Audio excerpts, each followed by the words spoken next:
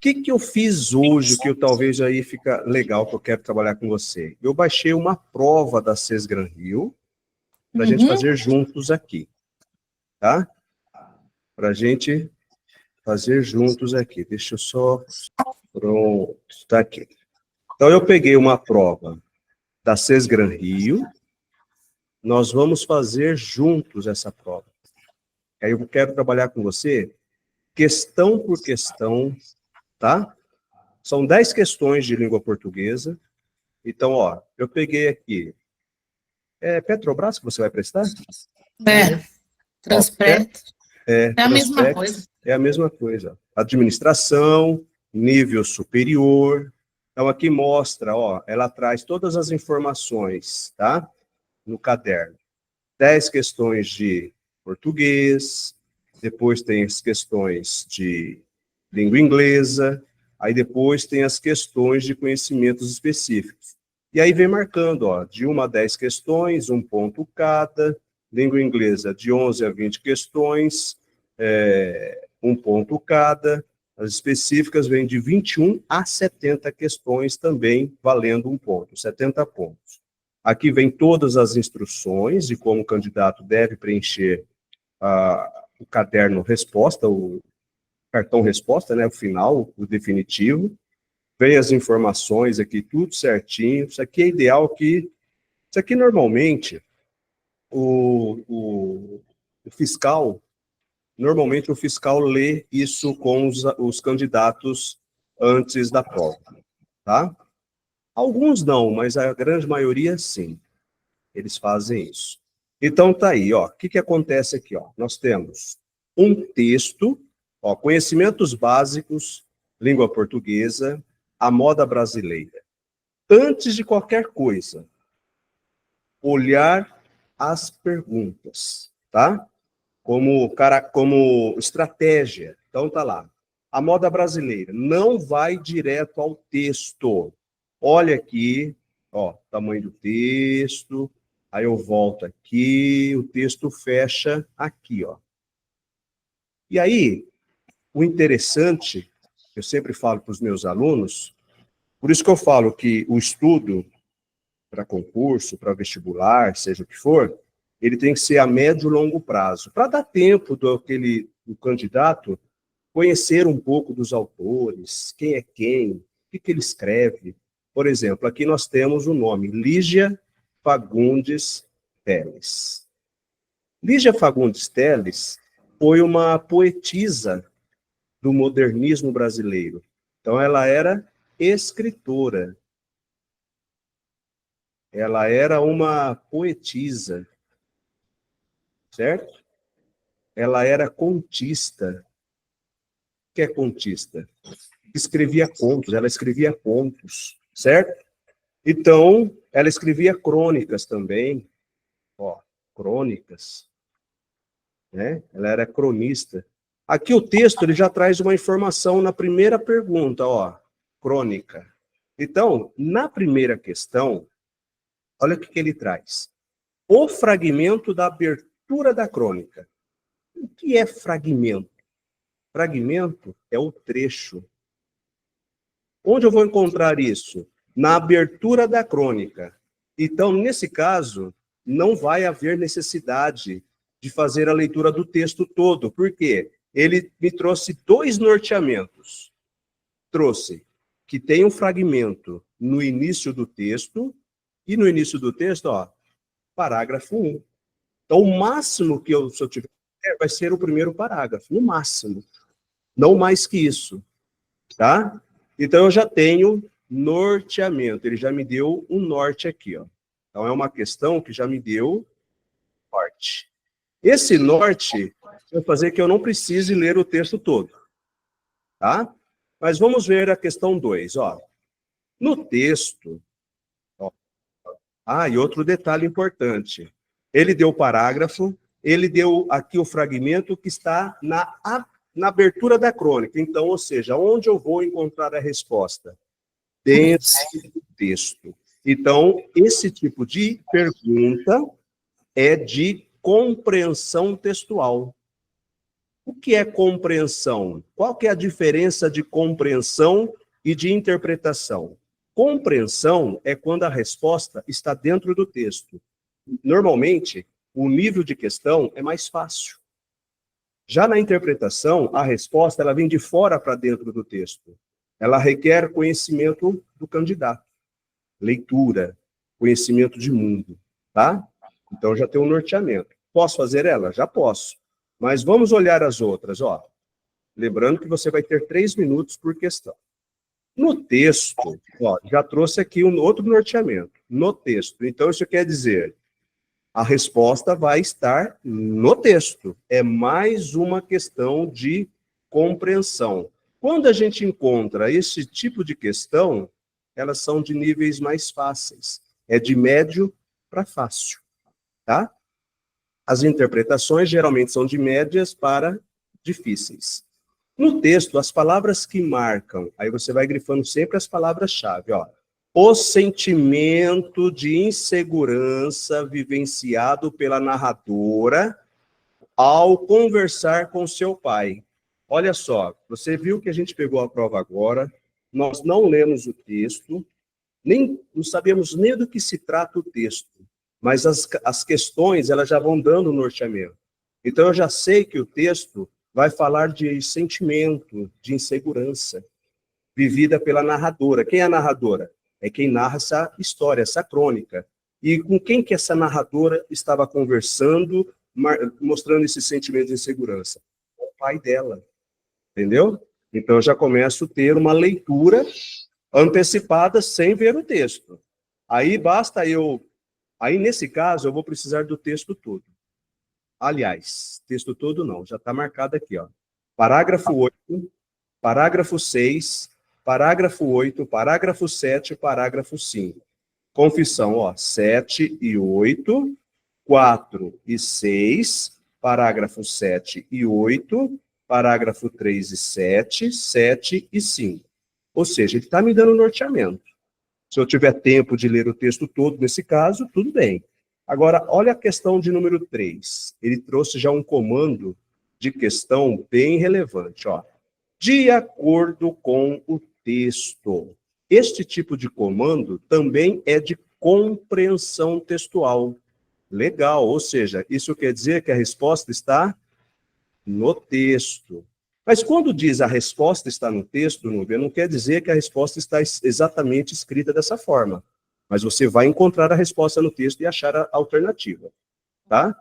Então, ó, na opinião do pai, a filha deveria aprender a língua da avó, valorizar a língua materna, ou seja, então a conversa entre o pai e a filha está falando de língua, está falando de idioma, né? Enfim. Questão 4. Ao ler os versos de Olavo Bilac, ó, outro norteamento. Então, o texto está citando Olavo Bilac. Quem foi Olavo Bilac? O pai do parnasianismo brasileiro, da literatura brasileira. Então, ele foi um poeta parnasiano. Ah, Marcelo, mas parnasiano. Ah, Marcelo, mas você está falando com bastante propriedade, porque você é professor, você conhece.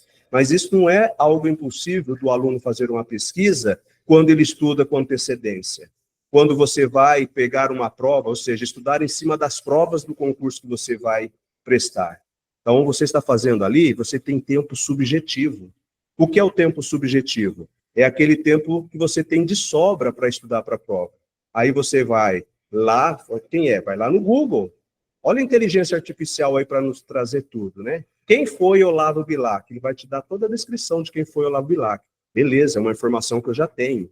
Acabei de ver o texto aqui. Quem foi Lígia Fagundes Telles? É só perguntar para o Dr. Google. O professor Google lá traz tudo para a gente, né? Então, ó, o quase susto da narradora mencionada no parágrafo 2. Então, ó, eu não preciso do texto todo. Só preciso do segundo parágrafo, certo? Olha agora a questão de número 5. Já é uma questão gramatical. Por quê? Porque está falando de acento grave. Ó, o emprego do acento grave em Soneto à língua portuguesa. Né? Está onde isso? No segundo parágrafo. Explica-se a partir do entendimento de que Olavo Bilac escreveu um soneto em língua portuguesa, com a língua portuguesa, para a língua portuguesa, sobre a língua portuguesa ou por causa da língua portuguesa. Olha as palavrinhas-chave que eu tenho que pensar aqui, ó. Essas preposições aqui, certo? Esses termos aí. Então, já é uma questão que, gramaticalmente falando, eu já consigo fazer sem a necessidade do texto. Eu vou ter que fazer uma interpretação em cima dessa frase do segundo parágrafo para eu chegar a essa conclusão aí. Olha agora a questão de número 6. A palavra que funciona como mecanismo de coesão. Olha eu grifando palavra-chave, tá vendo? O que é mecanismo de coesão? O que quer dizer? Essa questão está pedindo o quê? É uma questão interpretativa, é uma questão que pede elementos coesivos. O que são elementos coesivos? São as palavras que vão ligar a outra e vão trazer sentidos para aquela frase. Ou seja, preposição é um elemento coesivo, conjunção é um elemento coesivo, pronome, eles são elementos coesivos, advérbios também são elementos coesivos, certo? Nada aí, ó, já temos 4 classes gramaticais que nos trazem elementos coesivos para os textos. Tanto é que a prova já trouxe, ó, a palavra que em todas as alternativas, ó, grifado, certo? Só que ele quer saber, aqui retoma o antecedente. Então, eu preciso saber que, quando que retoma um antecedente, ele está trabalhando pronome relativo. Mas como que funciona isso mesmo, Marcelo? Simples, ó. O pão que comi agora estava uma delícia. Agora eu vou perguntar para o quê, ó. O que comi agora? O pão. Retomou, não retomou? Ó, a carta que escrevi ontem, já postei no correio. O que escrevi ontem? A carta. Então, ele retomou. Então, essa é uma questão de pronome relativo, que é um elemento coesivo. Então, já dá para fazer sem olhar o texto. Vamos fazer ela agora, ó. Parei quase num susto depois que li os primeiros versos. Não esquecer que a minha avó, Pedrinha Perucci, era italiana. Ó, tudo referente ao texto, ó, parágrafo 2, parágrafo 5. Ficou olhando a borboleta e entrou na varanda, parágrafo 7. Sempre que meu pai queria mudar de assunto, ele mudava de lugar, parágrafo 8. Quando me avisaram lá no pequeno hotel em Jacareí, que ele tinha morrido, parágrafo 9. Então agora, vamos identificar quem é o pronome relativo. Vamos para a letra A. Parei quase num susto depois que li os primeiros versos. Aí eu vou perguntar para o quê? Vou fazer o teste. O que li os primeiros versos? Num susto depois? Percebeu que não deu nem clique, né? Então, não é letra A, tá? Não esquecer que a minha avó era italiana. Percebe que antes do que eu tenho um verbo. Eu tenho um verbo. Aqui nesse caso, quem esquece, esquece algo. Quem esquece, esquece alguma coisa. Eu estou diante de um verbo transitivo direto. Não esquecer. Não esquecer o quê? Não esquecer isso. É uma tática isso aqui, ó. É um macete. A partir do que em diante, quando eu consigo trocar pela palavra isso, eu estou diante de trás para frente eu tenho, ó, o significa oração, S significa subordinada, S significa substantiva. Sobrou I. Este I é do que significa integrante. Estou diante de uma conjunção integrante, então não pode ser também porque ele está pedindo um pronome relativo. Tá? Muito bem. Mas, Marcelo, uma conjunção integrante é um mecanismo de coesão, não é? Perfeito. Ok? Perfeito. Assim como na primeira lá também. Mas não são pronomes relativos. Porque a questão, ela quer um mecanismo de coesão que seja um pronome relativo. Olha agora a letra C. Ficou olhando a borboleta que entrou na varanda. Agora eu vou perguntar para o quê? Ó, o que entrou na varanda? A borboleta. Percebeu que retomou a palavra borboleta? Então, se ele fez essa retomada, então agora sim, eu tenho certeza que é a letra C. A letra C é pronome relativo. Mas vamos seguir aqui, ó. Agora, veja bem, na estratégia da prova, você fez a A, já eliminou, fez a B, já eliminou, fez a C, acertou. Qual é a estratégia? Para que você, lá na prova, no dia do concurso, para que você vai perder tempo lendo a letra D e a E? Você tem que ganhar tempo, ó, você tem 3 minutos, tá certo? Então, mas aqui, como é um treinamento, nós vamos ler a D e a E para a gente ter a certeza, ó. Com certeza não, estudar, né? Sempre que meu pai queria mudar de assunto, ele mudava de lugar. Agora eu vou perguntar, ó, que meu pai queria mudar? Sempre. Ó, retomou. Ou, aliás, não retomou, né? Sem contar que sempre é uma adjunta adverbial de tempo. Então, isso não é um pronome relativo. Olha outro. Quando me avisaram lá no pequeno hotel em Jacareí que ele tinha morrido. O que ele tinha morrido? Jacareí? Nem deu certo essa ligação da palavra, né? Então, não é um pronome relativo. Então, a questão de número 6, letra C. Entendeu como se faz uma questão? É assim que é a estratégia que a gente usa para fazer provas, tá? Agora, vamos para 7, viu? Que a gente não entrou em contato com o texto, tá? A frase em que as vírgulas estão sempre empregadas com a mesma função que em não esquecer que a minha avó, vírgula, Pedrina Perucci, vírgula, era italiana. Então, Núbia, eu preciso saber qual é a regra que está sendo usada aqui para eu poder olhar lá. Quando eu tenho um termo igual, qual é o termo que está entre vírgula? O termo que está entre vírgula é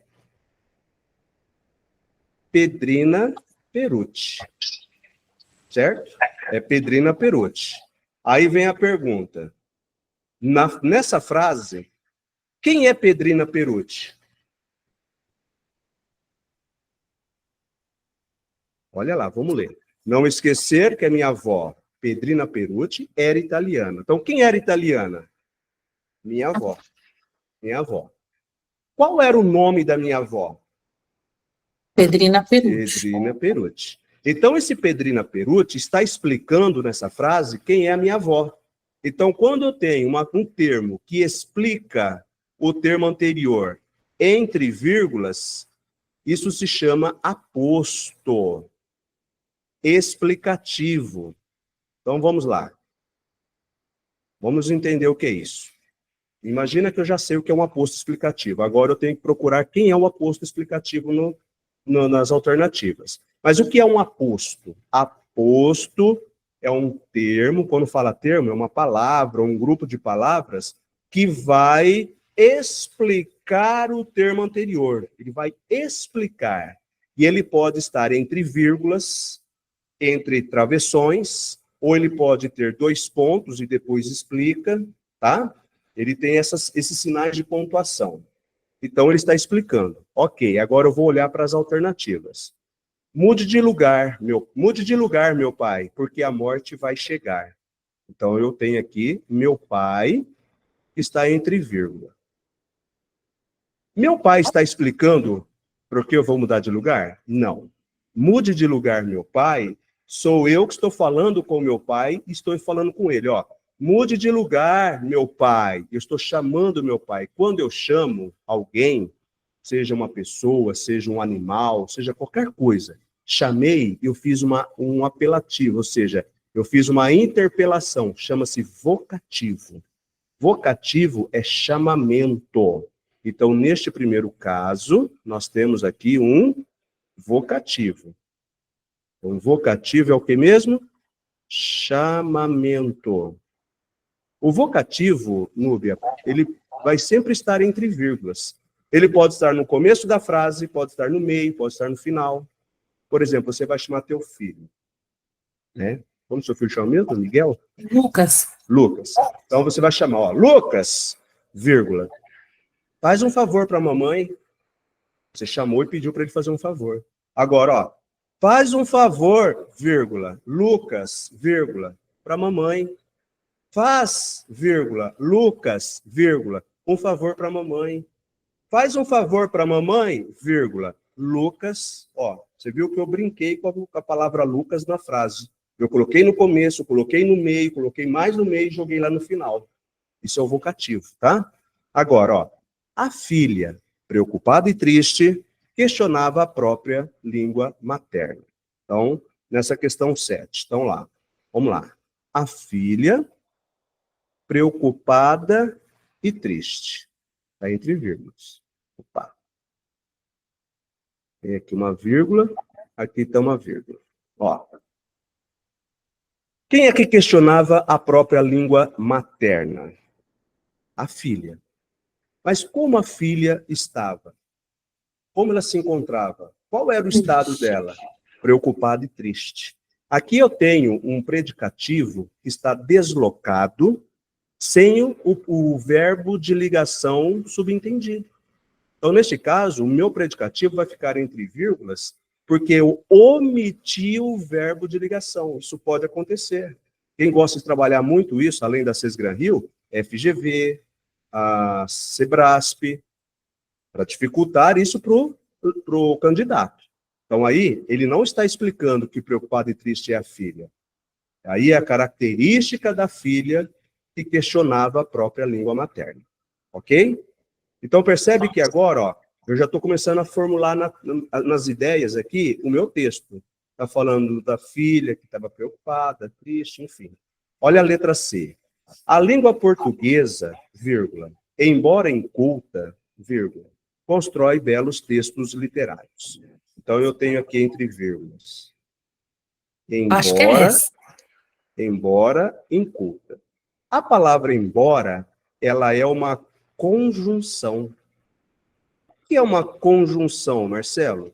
A conjunção tem o papel de ligar as orações e estabelecendo sentidos, valores semânticos. Então, uma conjunção, dependendo do contexto, o tipo de conjunção, se é coordenativa, se é subordinativa, é o quê? Eu preciso pensar o seguinte: ela pode me trazer um valor de oposição, ela pode me trazer um valor de soma, pode me trazer um valor de alternância, pode me trazer um valor de causa, pode trazer um valor de consequência, pode me trazer um valor de condição, várias coisas. A palavra embora, no caso, ela traz um valor de oposição. Ela é concessiva. Concessiva significa oposição. Então, vamos lá. Vamos tirar isso embora em curta. Ó. A língua portuguesa constrói belos textos literários. Eu tenho uma frase altamente positiva, afirmativa, correto? Embora inculta. Como que pode, olha a oposição aí, como que ela pode construir belos textos literários sendo inculta? O que é inculta? Inculta é aquilo que não é culto. Culto, sim, traz coisas belas.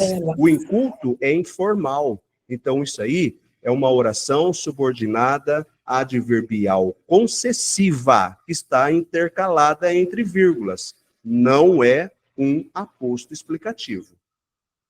Certo? Vamos agora para a letra D. Os poemas, texto de uma beleza sem igual, encantam seus leitores. Vamos tirar esse termo que está entre vírgulas. Vamos fazer o teste aqui. Vamos tirar, né? Então, eu tenho aqui textos de uma beleza sem igual. Vamos ler sem isso aí, ó.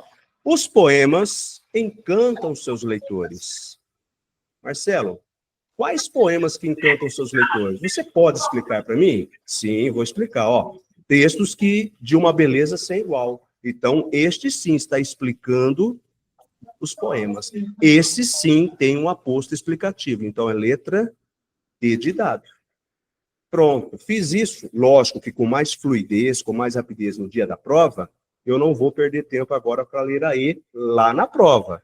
Mas olha aqui, aqui estamos só na base do estudo. Colocou os óculos e, caminhando pela sala, revelou a beleza do poema. Tira isso daí. Colocou os óculos, revelou a beleza do poema. Mas como que ele revelou a beleza do poema? Caminhando pela sala. Esse foi o modo. Então, aqui eu tenho um adjunto adverbial de modo, ou modal, né? Deslocado. Por que deslocado? O que quer dizer isso? Fora do lugar dele na gramática, que seria o lugar ideal dele seria lá no final da frase, assim, ó. Colocou os óculos e revelou a beleza do poema caminhando pela sala. Essa é o que a gente chama de ordem direta da língua portuguesa. O que é a ordem direta da língua portuguesa? Primeiro vem o sujeito, depois vem o verbo, depois vem o complemento do verbo, depois vem o advérbio. Certo? Isso é o que a gente chama de ordem direta. Então, a questão 7 é letra D de dado. Tá? Entendeu? Viu o que pediu no enunciado? A questão da vírgula, onde eu vou achar a vírgula certa? A regra da vírgula é muito grande. É um estudo que o candidato ele tem que chegar no dia da prova com o assunto na ponta da língua. E nós vamos pegar um dia e estudar isso daqui. Tá? Então, eu estou mostrando, o intuito hoje da aula foi para mostrar para você o que ela cobra geralmente mais na prova, né? Para também você, a gente estava falando esses dias de classe gramatical, e de repente falar, não, você vai ficar vendo classe gramatical, e não, agora estou mostrando o que cai e a importância da classe gramatical, né? Olha a questão 8. Considerando a correlação, palavra-chave, adequada entre tempos e modos verbais. Correlação é quando elas andam juntas. Uma combinação, vamos dizer, espécie de concordância. Não seria uma concordância, mas é uma correlação. Ou seja, eu uso um tempo do verbo, quando eu uso determinado tempo do verbo, eu tenho que usar outro para ficar coesa e coerente a minha frase. Ou melhor, coerente a minha frase. Alternativa que, respeitando a norma padrão, completa o período iniciado pelo trecho. Então, dá para fazer sem leitura do texto. A autora também teria sido lida se... Aí eu vou pegar aqui, ó. Se escrever seus contos em outra língua, se escrevera seus contos em outra língua, se tiver escrito seus contos em outra língua, se teria escrito seus contos em outra língua, ou se tivesse escrito seus contos em outra língua. Percebeu que eu grifei os verbos? Que tem o tempo e o modo dele aqui, ó. Escrever, infinitivo. O que é mesmo infinitivo? É o tempo do... O infinitivo é a forma nominal do verbo. É o nome do verbo. Andar, escrever e partir. Ar, ir. São verbos que terminam em ar, ir. Ok? Escrevera. Escrevera, ele está no pretérito mais que perfeito. É aquele tempo distante. Lembra que nós falamos na última aula? Tiver escrito. Tiver escrito, o tiver é o futuro do subjuntivo mais o particípio. Então, eu tenho aqui um futuro do tempo composto. Será que a frase vai me trazer isso? Teria escrito. Teria escrito, não, ele não faz parte, ele é uma pegadinha aqui, por quê? Teria escrito seria aí no pretérito mais que perfeito do tempo composto, só que para isso teria que ser tinha escrito e não teria escrito. Então, a 8 está fora de cogitação, porque teria escrito no tempo composto, não tem. Seria tinha escrito. Aí ele traz o pretérito perfeito. Tivesse escrito, eu tenho aqui um pretérito imperfeito mais o particípio.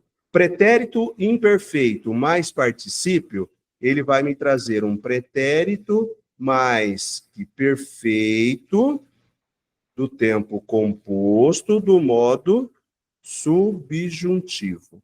Isso existe. A letra D teria que ser tinha escrito, que daria este tempo aqui também, só que no modo indicativo. Só que no modo indicativo. Eu tinha escrito vários poemas. Eu tinha escrito vários contos. Assim como tivesse escrito, os dois dão o mesmo tempo e modo, aliás, mesmo tempo. O modo é diferente. Na letra a letra D, perdão, teria que ser indicativo e na letra E é subjuntivo. Essa é a diferença. Vamos ver agora qual que encaixa aqui? Essa dá para fazer até por analogia, tá? A autora também teria sido lida, vamos grifar isso, teria sido lida, se... Qual letra que você colocaria? Lê de novo lá em cima, professor. A autora, considerando-se a correlação adequada entre tempos, presente, pretérito e futuro, e modos verbais, modos indicativo, subjuntivo ou imperativo. A alternativa que, respeitando a norma padrão, completa o período iniciado pelo trecho. A autora também teria sido lida se escrever seus contos, se escrever a seus contos, se tiver escrito os seus contos ou se tivesse escrito os seus contos. O E. Isso, letra E. Então, qual é a correlação aqui para a gente entender melhor? Ó, tá vendo teria sido lida? Vamos até esquecer o sido aqui, ó, tá? Teria lida, tá? Teria lido, né, no caso. Teria lida, vai trazer aqui um futuro do pretérito do modo indicativo. Então, isso quer dizer que todas as vezes que eu usar um pretérito do subjuntivo, ele vai pedir um futuro do pretérito do indicativo. Isso que é a correlação. Por exemplo, então, vou dar um exemplo bem simples aqui, ó. Se eu escrever uma frase assim, ó. Se eu fosse você, vírgula, levaria o Lucas ao cinema. Então, olha só. Se eu fosse, isso aqui é pretérito imperfeito do subjuntivo. Levaria é futuro do pretérito do indicativo. Neste caso, olha só, todo pretérito imperfeito do subjuntivo, ele vai trazer em seguida um futuro do pretérito indicativo. Qual é a dúvida que a gente tem? Olha como a gente fala. Se eu fosse você, eu levava o Lucas ao cinema. Eu levava. Está errado eu usar um pretérito imperfeito. Por que tem que ser aqui? Porque esses dois tempos verbais, eles trazem dúvidas. Eles trazem possibilidades. É isso que é a correlação. Se um trouxe possibilidade, o outro verbo também tem que trazer possibilidade. E se eu falar levava, levava não me traz possibilidade. Entendeu? E a gente fala dessa forma, a gente fala errado, então por isso que a gente erra isso no exercício. Mas você viu que fazendo devagar, olhando, alternativa por alternativa, você foi lá e matou a charada. Por quê? Porque se a gente olhar com frieza, a gente consegue fazer isso daí. Tá? Talvez se tivesse ali um pretérito imperfeito, talvez levaria a gente para ele. Por exemplo, se tivesse levava. Se eu fosse você, o Lucas ao cinema, aí tá lá, levo, levaria, levará, levava, entendeu? Muitas vezes a gente ia ficar entre o levaria e o levava.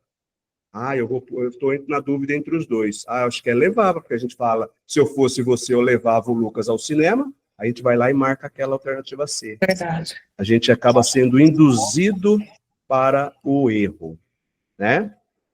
Muito bem, vamos lá agora para a questão 9.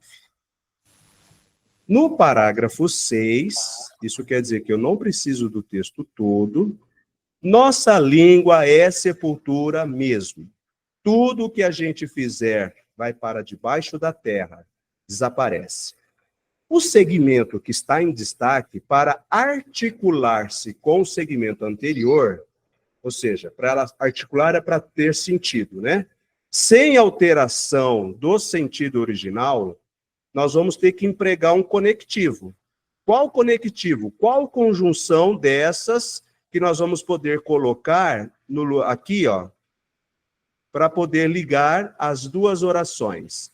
Nossa língua é sepultura mesmo. Quando tudo que a gente fizer vai para debaixo da terra, desaparece, ou nossa língua é sepultura mesmo, portanto, tudo que a gente fizer vai para debaixo da terra, ou nossa língua é sepultura mesmo, enquanto tudo que a gente fizer vai para debaixo da terra, ou nossa língua é sepultura mesmo, embora tudo que a gente fizer vai para debaixo da terra, ou nossa língua é sepultura mesmo, ou tudo que a gente fizer vai para debaixo da terra.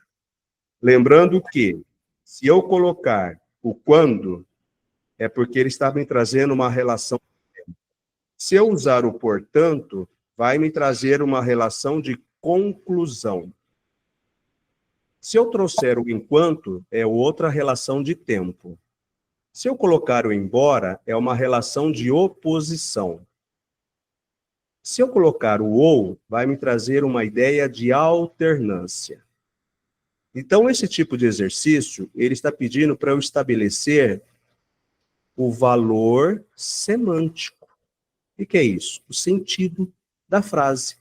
Qual conjunção que eu devo usar aí que fica correto, coerente na minha alternativa? Eu acho que é a B. É a B, exatamente. Ela vai concluir. Muito bem, percebeu? Viu como que não é difícil? Ó, por que não é difícil? Porque eu destrinchei o enunciado para você. E é isso que nós, candidatos, temos que fazer na hora de fazer a prova. Por que grande parte de candidatos acaba indo mal? Porque não sabe, às vezes, interpretar o que pede. Ah, eu não entendi nada que pediu o enunciado. Oh, era isso. Nossa, era só isso? Mas por quê? Porque não soube interpretar.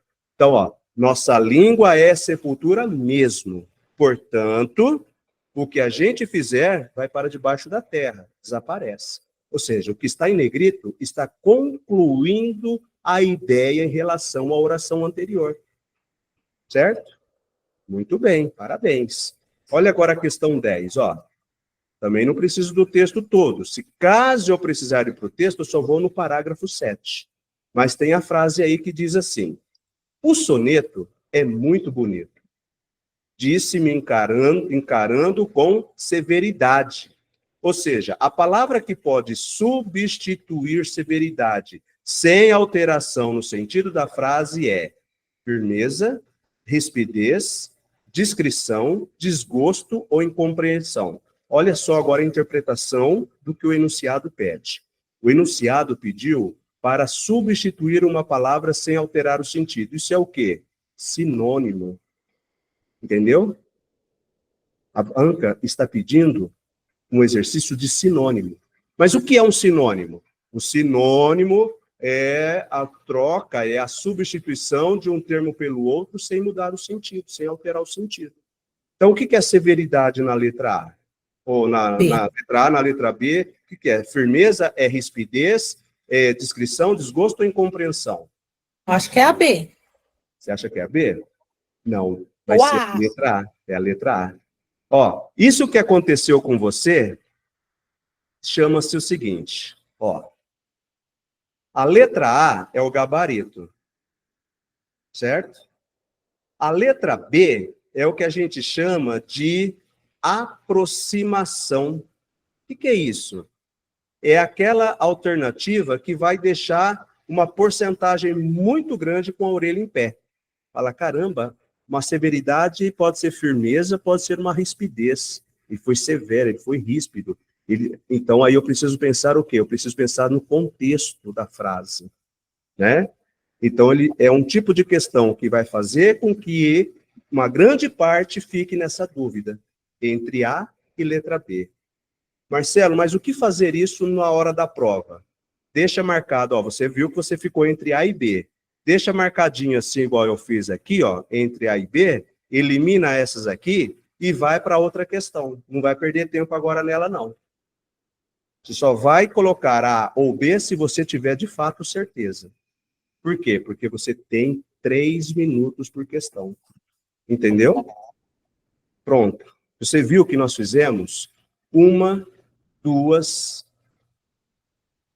3, 4, 5, 6 questões de 10 sem a leitura do texto.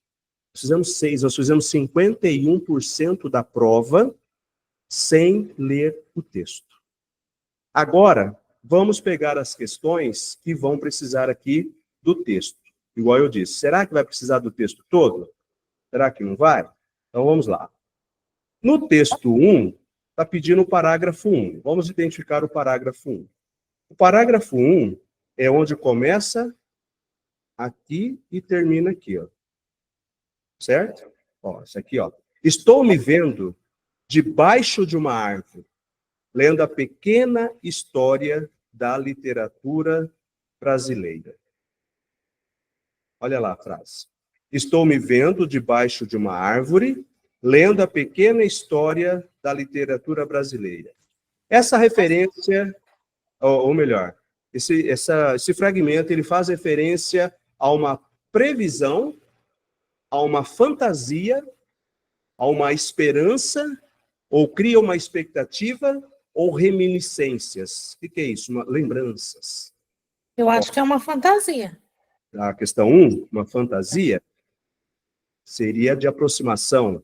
Mas, ó, estou me vendo debaixo de uma árvore, estou me vendo, lendo a pequena história da literatura brasileira.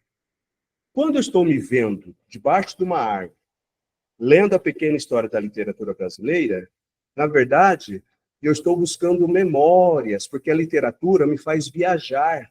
E quando ela me faz viajar, muitas vezes ela me traz memórias, então ela me traz reminiscência. Então a 1 é letra E. Essa eu ia errar de qualquer jeito. Entendeu? Por quê? Porque todas são de aproximação. Olha só o que a banca fez aqui. Ou seja, não é só você, não. Uma grande parte aí dos candidatos iam ficar em dúvida com todas as alternativas, porque todas elas são próximas a... Porque ela pode, dependendo do conteúdo, ela pode me trazer uma previsão, pode... Ou seja, são respostas, possíveis respostas que são muito próximas à resposta verdadeira que a banca colocou. Entendeu?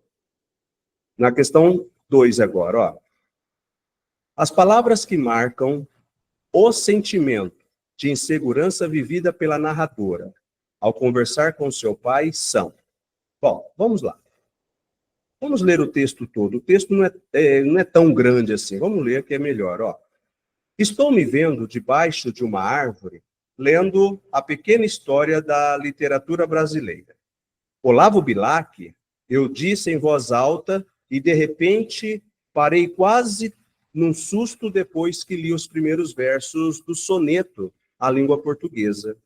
Última flor do Lácio, inculta e bela, És a um tempo esplendor e sepultura. Fiquei pensando, mas o poeta disse sepultura? O tal de Lácio, eu não sabia onde ficava, mas de sepultura eu entendia bem. Disse e eu entendia. Repensei baixando o olhar para a terra. Se escrevia, e já escrevia, pequenos contos nessa língua, quer dizer que era sepultura que esperava por esses meus escritos? Fui falar com meu pai. Comecei por aquelas minhas sondagens antes de chegar até onde queria. Os tais rodeios que ele ia ouvindo com paciência enquanto enrolava o cigarro de palha. Fumava nessa época esses cigarros. Comecei por perguntar se minha mãe e ele não tinham viajado para o exterior. Meu pai fixou em mim o olhar verde. Viagens só pelo Brasil. Meus avós é que tinham feito aquelas longas viagens de navio. Portugal, França, Itália. Isso o pai que falou para a menina, né? Não esquecer que a minha avó, Pedrina Perucci, era italiana. Ele acrescentou. Mas por que essa curiosidade? Ele perguntou para a menina. Sentei-me ao lado dele, respirei fundo e comecei a gaguejar. É que seria tão bom se ambos tivessem nascido lá longe e assim eu estaria hoje escrevendo em italiano. Italiano, fiquei repetindo, e abri o livro que trazia na mão. Olha aí, pai, o poeta escreveu com todas as letras. Nossa língua é sepultura mesmo. Tudo o que a gente fizer vai para debaixo da terra, desaparece. Calmamente, ele pousou o cigarro no cinzeiro ao lado, pegou os óculos. O soneto é muito bonito, disse-me encarando com severidade. Feio é isso, filha. Isso de querer renegar a própria língua. Se você chegar a escrever bem, não precisa ser em italiano, ou espanhol, ou alemão. Você ficará em nossa língua mesmo, na nossa língua mesmo. Está me compreendendo? E as traduções? Renegar a língua é renegar o país. Guarde isso nessa cabecinha. E depois ele voltou a abrir o livro. Olha que beleza o que o poeta escreveu em seguida. Amo-te, assim, desconhecida e obscura. Veja que confissão de amor ele fez à nossa língua. Tem mais. Ele precisava de rima para a sepultura. E calhou tão bem essa obscura. Entendeu agora? Acrescentou e levantou-se. Ou seja, ele quis dizer para a menina. Ele colocou a palavra sepultura e precisava colocar uma palavra que rimasse com sepultura. Aí ele colocou a palavra obscura e rimou. Deu alguns passos e ficou olhando a borboleta que entrou na varanda. Já fez a sua lição de casa? Ou seja, o pai perguntando para a menina, né? Fechei o livro e recuei. Isso a menina. Sempre que meu pai queria mudar de assunto, ele mudava de lugar. Saía da poltrona e ia para a cadeira de vime. Saía da cadeira de vime e ia para a rede. Ou simplesmente começava a andar. Era o sinal. Não quero falar nisso. Chega. Então a gente falava noutra coisa ou ficava quieta. Ou seja, ela deixou claro que o pai, todas as vezes que queria mudar de assunto, ele já se levantava, mudava. Então ela já sabia a atitude do pai. Tantos anos depois, quando me avisaram lá do pequeno hotel em Jacareí que ele tinha morrido, fiquei pensando nisso. Se quando a morte entrou, se nesse instante ele tivesse mudado de lugar, mudar depressa de lugar e de assunto. Depressa, pai, saia da cama e fique na cadeira ou vá para a rua e feche a porta. Olha que crônica linda da Lígia Fagundes Telles, né? Contando um fato do dia a dia. O que é uma crônica? É um fato do dia a dia, né? Que vai contando uma história ou um assunto político, seja o que for. Ela escreveu uma crônica literária. Então, olhando aqui, o que marca? Quais palavras que marcam o sentimento de insegurança vivenciado pela menina ao conversar com o pai? Foi a confissão e andar? Foi os rodeios e gaguejar, a cabecinha e mudar, sepultura, renegar, severidade e esquecer. O que deixou ela mais insegura? O que deixou ela mais insegura? Lógico que nesse caso a gente precisaria ler o texto mais vezes, né? Mas fazendo essa leitura com entonação, conseguindo identificar a fala de um, do outro, do narrador, olhando para essa questão agora, o que dá para a gente pensar aí? Quando ela confessa e ele anda, quando ele faz rodeios e ela gagueja, ou quando ele fala cabecinha, fala, pode falar. Eu estou entre a E e a A. Entre a E e a A. Entre a E e a A. Né? Mas é a letra B. Rodeios, parágrafo 4, e gaguejar, parágrafo 6. Então vamos lá, ó. Aqui é o parágrafo 1, aqui é o parágrafo 2, aqui é o parágrafo 3 e 4. Ó, 4. Fui falar com meu pai, é o primeiro momento que ela vai falar com o pai dela. Comecei por aquelas minhas sondagens antes de chegar até onde queria. O que ela fez? Ela ficou rodeando. Entendeu?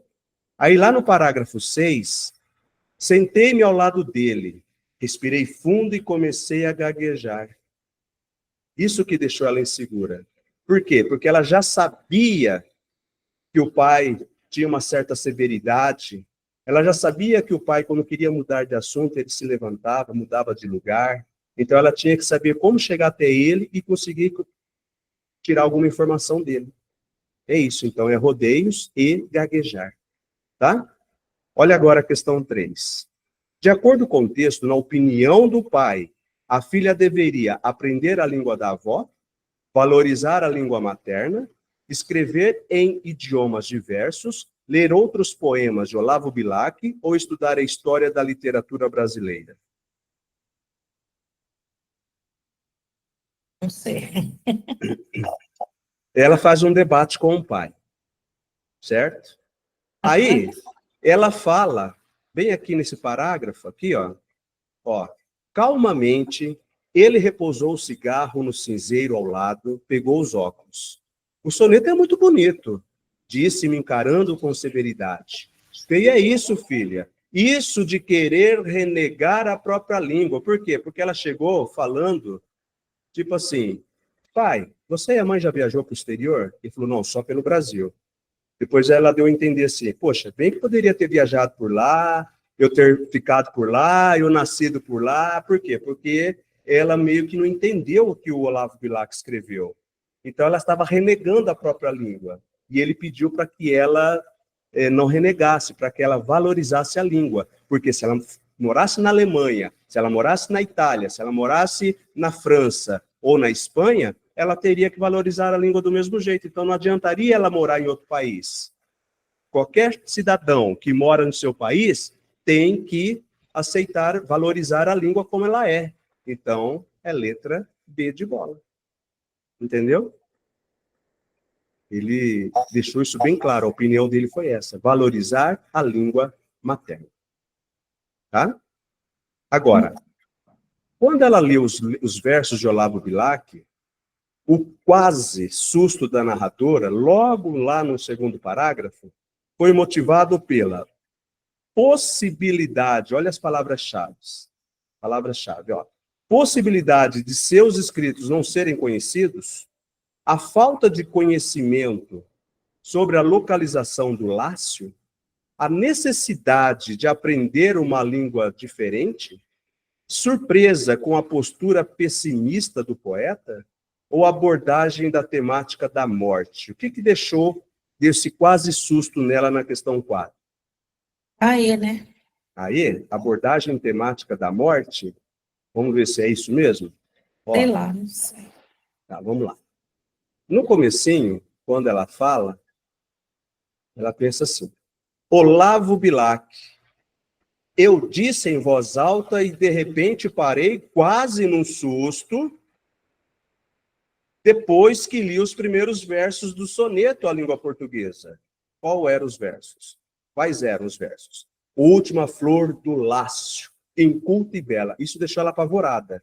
És a um tempo esplendor e sepultura. Aí ela diz assim, ó, fiquei pensando, mas o poeta disse sepultura? O tal de Lácio, eu não sabia onde ficava, mas se de sepultura eu entendia bem, disso eu entendia. Repensei baixando o olhar para a terra. Se escrevia, ou seja, ela também gostava de escrever. Se escrevia e já escrevia pequenos contos nessa língua, quer dizer que era sepultura que esperava por esses meus escritos? Ou seja, ela começou a ficar na dúvida se os escritos dela poderiam ser conhecidos ou não. Então, ó, a 4 é letra A. É a possibilidade de seus escritos não serem conhecidos, porque ela pensou assim, caramba, Olavo Bilac, um dos maiores escritores brasileiros, escreveu dessa forma, e eu não tenho conhecimento disso, imagina o meu escrito que não sou ninguém. Será que eles serão conhecidos? Quem sou eu diante de um Olavo Bilac? Olha a reflexão que ela fez. Tudo isso são inferências. Tudo isso são interpretações. Como que a gente consegue chegar a esse nível? Leitura. Leitura, leitura e reflexão em cima da leitura. Certo? E a última questão aqui, ó. O emprego do acento grave em soneto à língua portuguesa, lá no segundo parágrafo, explica-se a partir do entendimento de que Olavo Bilac escreveu um soneto em língua portuguesa, ou com a língua portuguesa, para a língua portuguesa, sobre a língua portuguesa, ou por causa da língua portuguesa. Difícil essa aqui. Soneto à língua portuguesa. Esse a língua portuguesa, ele traz uma expressão à moda de, à maneira de.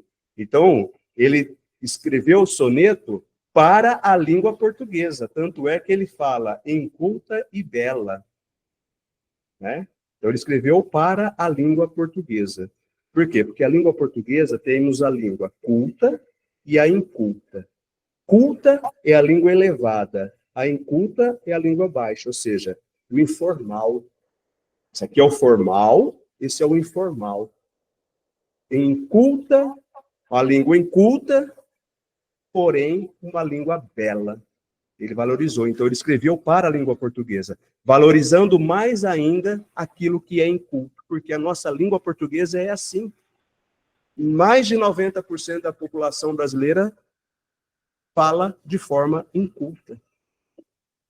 Certo? Aí, fizemos as 10 questões em uma hora aí. Uma hora certinho. Isso aqui vai ser um vídeo bacana para você assistir quantas vezes você necessitar. E você começar a copiar o modo de como ir treinando. Eu acredito que a gente partindo para esse lado vai ser mais fácil para você. O que você achou? Ótimo. É que eu não tinha o texto na mão, porque se eu tivesse o texto na mão, eu acho que eu acertava mais. Eu vou separar provas e vou mandar para você. Aí você vai fazer, aí na segunda-feira eu vou separar, daqui a pouco eu já te mando. Vou separar, manda esse para mim também? E vou mandar isso para você também, com certeza. Esse já tudo prontinho, assim, já vou mandar para você. Eu vou mandar mais 2 textos para você, 2 provas para você fazer. A gente corrige uma na segunda, uma outra na quarta. Combinado? Então tá bom. Segunda-feira, às 16h30. Ok. Tá bom? Obrigada, Um abraço, bom final de semana. Deus abençoe, tá? Beijo, Tchau, tchau, tchau.